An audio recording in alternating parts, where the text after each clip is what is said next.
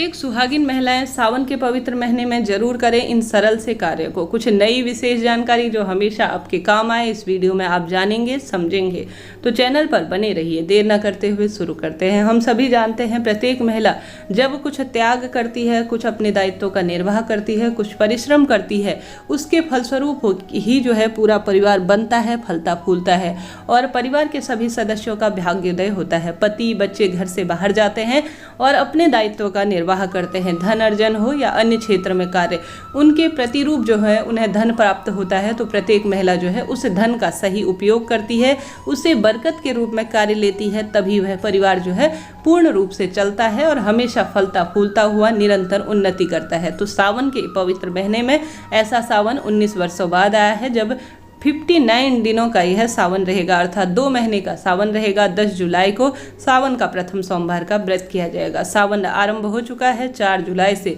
तो कुछ सरल से नियम, कुछ सरल से कार्य इस महीने आपका और आपके पति और आपके पीहर पक्ष के सभी सदस्यों का भाग्य चमकाने में सहायक होंगे। शास्त्र प्रमाण कहता है माता सीता ने स्वयं श्री रामचंद्र जी को प्राप्त करने के लिए महादेव माँ गौरा का पूजन किया था, जिसके प्रताप से उनका गृहस्थ जीवन श्री रामचंद्र जी उन्हें प्राप्त हुए थे और पूर्ण जीवन में उन्हें विशेष रूप से माँ गौरी का आशीर्वाद प्राप्त हुआ था। इस महीने कुंवारी लड़कियां और जो महिलाएं हैं सभी पुरुष जन महादेव के रंग में रंग जाते हैं और विशेष पूजा अर्चना करते हैं। अखंड सौभाग्य का वरदान जो है इसी महीने सरल सी पूजा से प्राप्त होता है।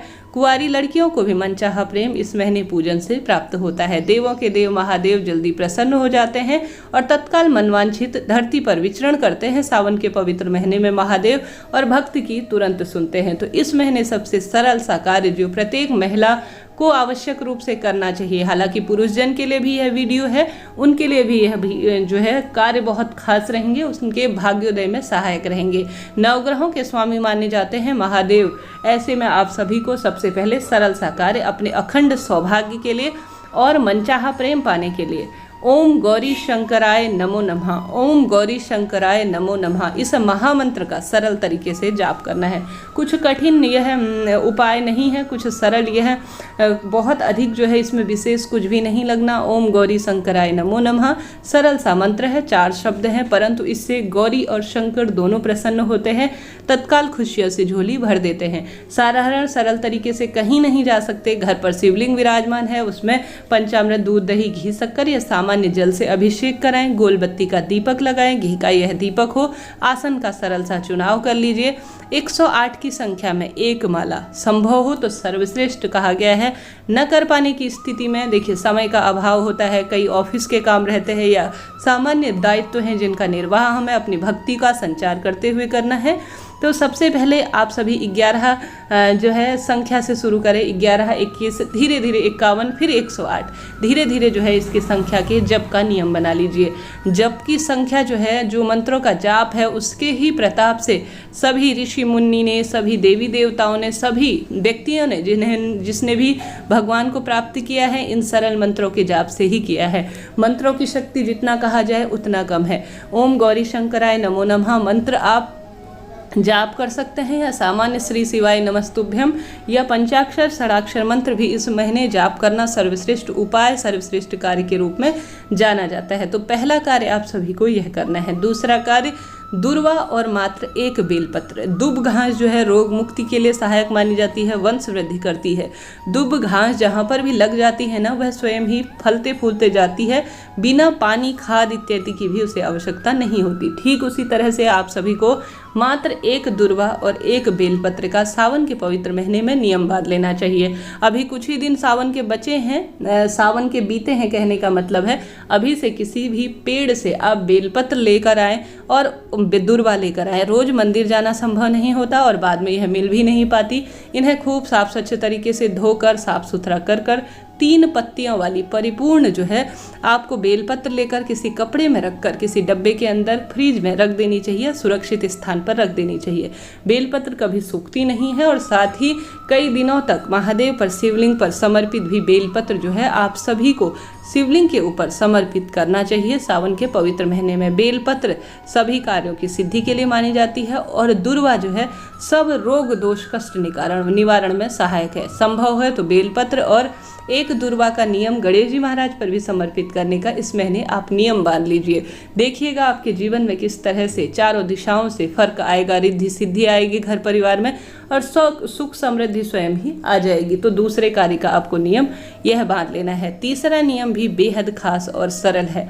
शिव मंदिर जाएं तो जरूर से आप सभी को शिव मंदिर से जल समर्पित करना है। उसके बाद जलाधारी से बहता हुआ जल जो है आप सभी को घर लेकर आना है। जल जब घर लेकर आते हैं, घर में उसका छिड़काव करते हैं, तो यह शिव पर चढ़ा हुआ नीर और शिव द्वारा स्पर्श अभिमंत्रित अपने आप में दिव्य जल, दिव्य नीर जो है आपके दुख मिटा देगा, कष्ट मिटा देगा।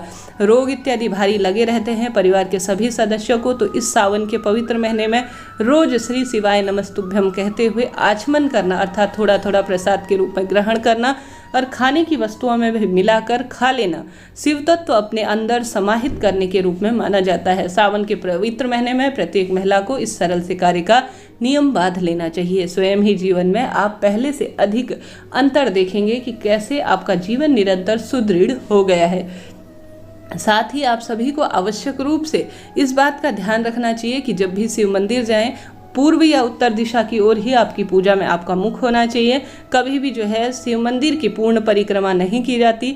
जहाँ से जल बहता है उस स्थान को छोड़ दिया जाता है, अर्थात महादेव की आधी ही परिक्रमा की जाती है। इस बात का भी आप सभी ध्यान रखें। साथ ही आप सभी जानते होंगे, अमावस्या तिथि हो, पूर्णिमा तिथि हो, सोमवार हो, एकादशी हो या संक्रांति और सांझ के समय और जिस दिन आपका व्रत हो, जैसे जो प्रदोष व्रत होती है और साथ ही मासिक शिवरात्रि, इन तिथियों को कभी भी जो है बेलपत्र नहीं तोड़ना चाहिए। इन नियमों का आप सभी को ध्यान रखना चाहिए।